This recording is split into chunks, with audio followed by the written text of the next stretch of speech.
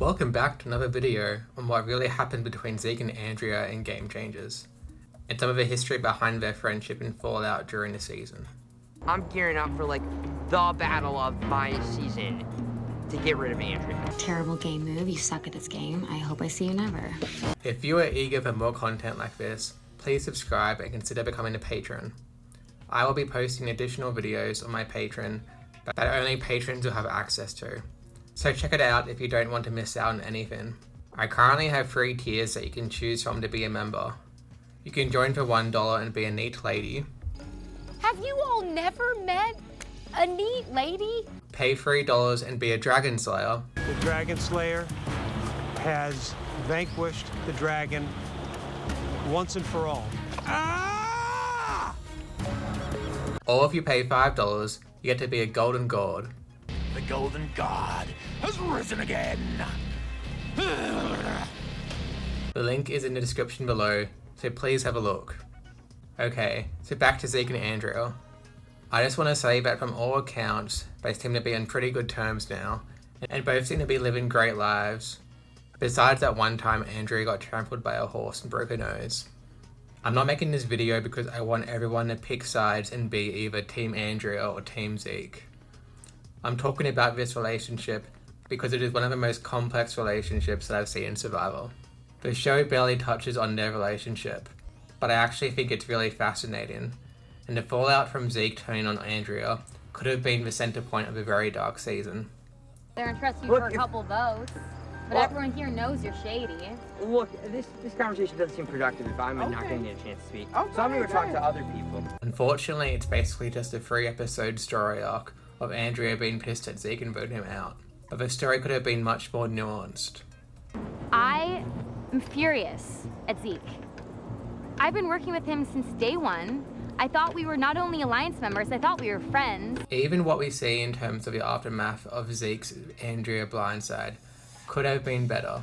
We see a tiny bit of a fallout between the two. This argument apparently got real personal and went on for hours, making camp life really intense and uncomfortable for everyone. In a secret scene, we see Andrea in tears about their relationship falling apart. I thought I could trust Zeke, and can't at all. He has some personal vendetta against me. Of course, this leads into Cerie's challenge flop turned inspirational moment. The payoff to this moment that I believe the show was attempting to go for is that everyone was previously at each other's throats, then came together for this one moment. It was meant to symbolize everyone putting the negativity of the game away and feeling human again. Due to seeing so little of the Zeke and Andrea fallout and how it got to that point, the moment just felt random and awkward. You can tell from secret scenes and extended confessionals how much that moment actually meant to the entire cast, who were feeling worn out and miserable about the game. But it didn't really translate to television in the same way, and just came across as cringeworthy. There's clearly been a line drawn in the sand, and Cerie's on the bottom with me, but yet the game, the ugliness, and the strategy just stopped for a second. Her whole team swam out to help her, and it was actually this magical moment. So let's go to the beginning of their relationship, before Game Changers even started. Zeke and Andrea, along with Sophie, played together in Season 4 of Survivor Brooklyn. I think I'm gonna win because I have really good track record. I'm really excited to play Survivor Brooklyn, but I'm also really nervous. My strategy for winning is to make a strong alliance. It's basically a one-day reality game based on the TV show Survivor. It sounds pretty cool if you're someone like me who likes the idea of strategy in a social game, but doesn't want to sleep outside and deal with bugs in the cold. I think I know who has the idol as well. Huh, so do I. Do you guys want to say, or are you going to keep it to yourselves? I think Eileen has it. Bitch. I think you have it. Andrea actually wins this mini-season. I think it's all a little raw for me still. Even after a very intense grilling from some jury members. Where are we? We're on Earth, we're living, breathing. And we're living, breathing human beings. And you fucked me over. The whole thing was filmed years before Game Changers, and Zeke and Andrea hung out in the same circles afterwards. Zeke even said in an interview that at a Big Brother viewing party, she even gave him advice before he went out there. Andrea suggested that Zeke should apply for Survivor, and she was the impetus for him going on Millennials vs Gen X. And he knew that she was in casting for Game Changers before his season even started. So coming into Game Changers, Zeke and Andrea have an actual real-life friendship that is at play here that viewers don't know about. They start off on the same tribe and actually are aligned for a decent period of a game, and all seemed well between them. Right before Varna happened, we saw hints of how touchy the Andrea and Zeke relationship could be. Why would Zeke do that? Because he's a coward. That pisses me off, Andrea. No, it made me mad too. Zeke threw Andrea and Sarah under the bus to Varna because he felt guilty about voting Varna out. When Andrea was told this by Varna, she was pissed that Zeke could potentially turn on her so early. What we didn't see is that Zeke realized he messed up and had a long conversation with Andrea, who was his real life friend, to clear up the situation. They both were tight again afterwards, and going into that tribal, it was very obvious that Varna was going. We all know that Varna made a desperate and poorly thought out decision to try and save himself at tribal. Why haven't you told anyone you're transgender?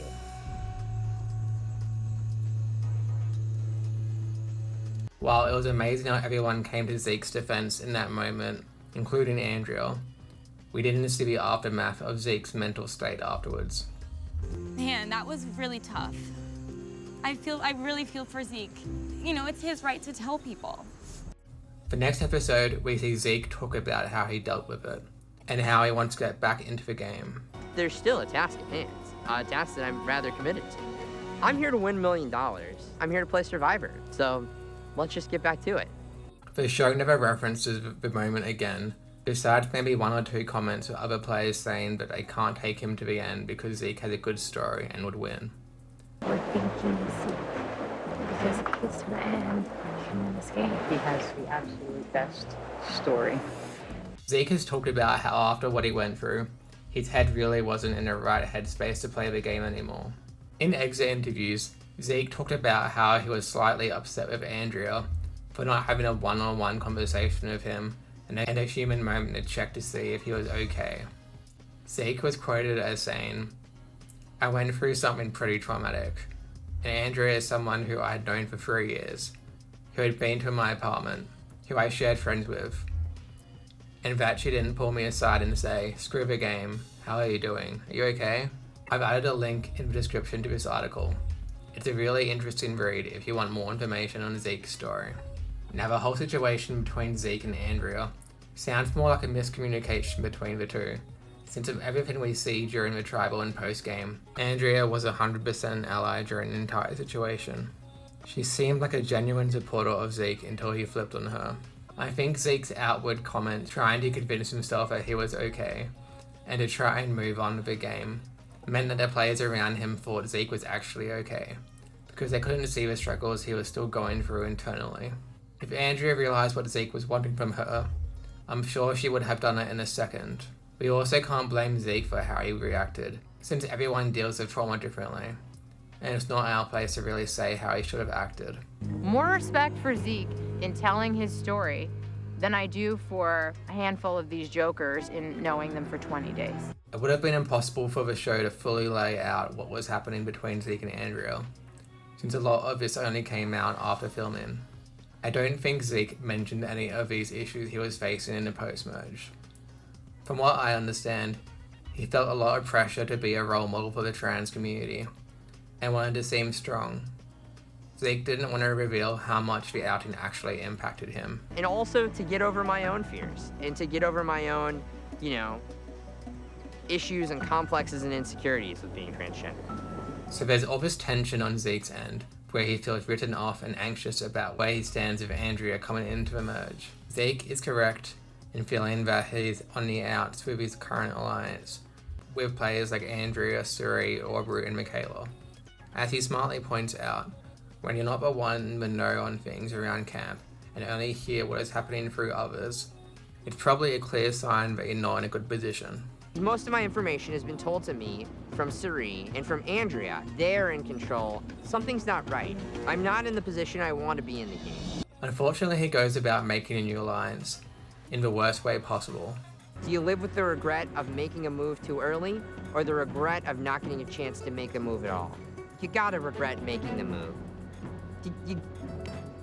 That's just what you gotta play. Why on earth would he do that? I have no It doesn't idea. even make sense. As soon as the opportunity arises, and way before it makes any kind of logical sense, Zeke attempts to flip on Andrea. The flip is a complete fail, and although the majority alliance end up deciding to take out Ozzy, Zeke is almost sent home and is left voting by himself at tribal.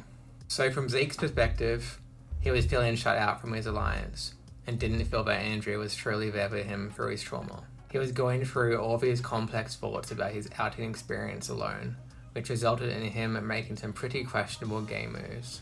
I think I'd be interested in seeing Andrea go home. Yeah, I thought you were pretty close with them. You'd think I would be, but I'm not. On the other hand, from Andrea's perspective, Zeke just flipped on her for no reason, since they still needed numbers over the other alliance, and she felt that he basically just screwed her and his own game. It didn't help that Zeke didn't clear the air and explain to her why he made the moves he did. This just increased the tension and basically sent Andrea on a mission to take him out for the next few episodes. I don't feel like I have to explain myself to No, you. but now what? You're just gonna target me and it's gonna just, oh, let's just take out Andrea now that she's in the minority alliance. There's a lot going on. But never really ever get back on the same page. It seemed like everyone else in the game was aware of this tension, and knew that trying to get a group together with both Zeke and Andrea on the same side would be tough. Once Andrea and Zeke left the game and were at Ponderosa together, they apparently talked it out and healed the wounds that the game had on their friendship. From everything I've heard, they seem to be on pretty good terms again, but their ups and downs and game changes made for a super interesting story, even if we only saw hints of it during the show.